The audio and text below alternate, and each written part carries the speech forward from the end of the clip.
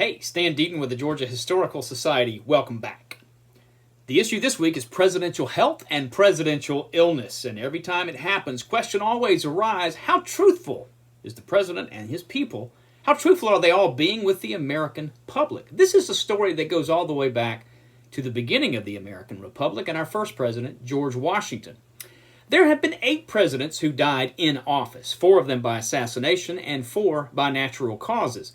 The first one was William Henry Harrison in 1841. Harrison famously gave the longest inaugural address in history. It went on for well over an hour in very cold weather, and he was 68 years old. He caught pneumonia, and 32 days later, the shortest serving tenure of any president, William Henry Harrison, was dead at the age of 68.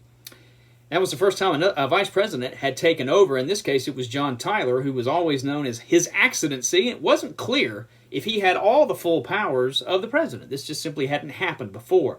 It happened again when America was in the midst of the Compromise of 1850, the issue of California coming into the Union as a slave or a free state.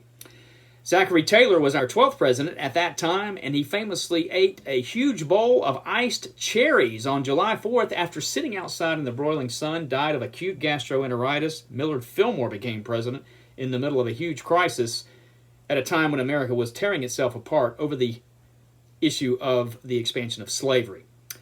In 1923, our 29th president, Warren Harding, died at the relatively young age of 57 of a heart attack. Calvin Coolidge became president. Most famously, FDR, right at the tail end of World War II in April 1945, died of a cerebral hemorrhage at the age of 63.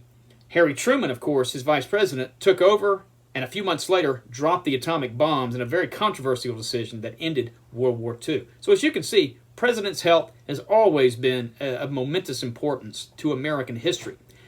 There have been times in our history where presidents, we found out later, had diseases, like President Kennedy with Addington's disease. We didn't know that he had it until after his death. Woodrow Wilson, at the tail end of his second term in 1919, had a debilitating stroke. Virtually left him incapacitated. We found out later his wife governed for him. The American public never knew how bad the stroke was and didn't know until later how he had virtually been unable to govern. But let's go all the way back to the first president, George Washington. 1 year into his first term, in May of 1790, President Washington caught the flu, and as so often happened with the flu, it turned into pneumonia.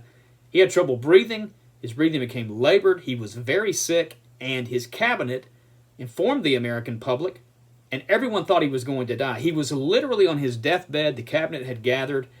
On one afternoon, they thought they would literally see him breathe his last. When everything turned, he began to get better.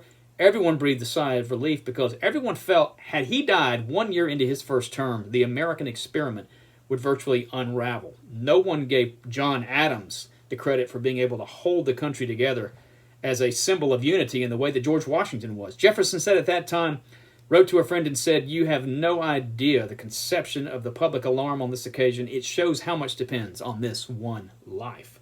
Fast forward 100 years, 1893, to Grover Cleveland, our 22nd and 24th president, the only man elected to 2 non-consecutive terms as president. At the beginning of his second term, the American economy was not doing well. Grover Cleveland was diagnosed with a cancerous growth in the roof of his mouth.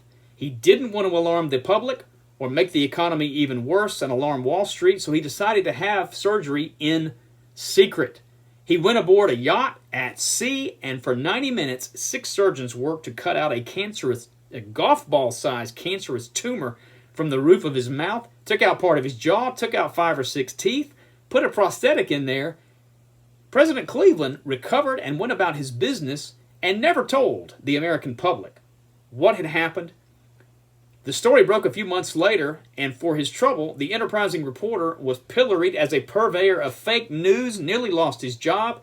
It wasn't until 1917, 24 years later, 9 years after Cleveland's death, that one of the doctors who had performed the surgery wrote his account of it, basically confirming all the details that came out at the time. The American public finally found out how close President Cleveland had come to death for an operation for cancer. Who would have taken over? Adlai Stevenson I, who was the grandfather of the Adlai Stevenson, who twice ran for president unsuccessfully against Dwight Eisenhower in 1952 and 56. Now, we mentioned President Wilson. FDR, of course, had extremely high blood pressure, had heart troubles that led to his untimely death. Dwight Eisenhower had 3 health scares in the span of 3 years. In 1955, he had a heart attack that left him hospitalized for 6 weeks. A year later, he had surgery for Crohn's disease, underwent anesthesia, and a year after that had a small stroke that for a very brief period of time left him unable to speak or move. At no time during any of these crises did he delegate any powers to Vice President Nixon, and the American public was told, but they never knew quite the extent of how bad it was during this time. We mentioned President Kennedy and Addington's disease. President Lyndon Johnson had a heart attack almost at the same time as Eisenhower in 1955 when he was Senate Majority Leader. He quit smoking at that time. While he was president, he famously had his gallbladder removed in November 1965 and gleefully pulled up his shirt to show reporters his scar. President Johnson died of a heart attack in 1973 after he left office. There have been many other instances of presidents having illnesses, getting sick, having surgeries, some of them after the passage of the 25th Amendment delegated powers to their vice president while they were under general anesthesia. Every administration and every president handles this issue differently. How will it play out for the current president? Stay tuned. But this is an issue that goes back to the very beginning of the American Republic.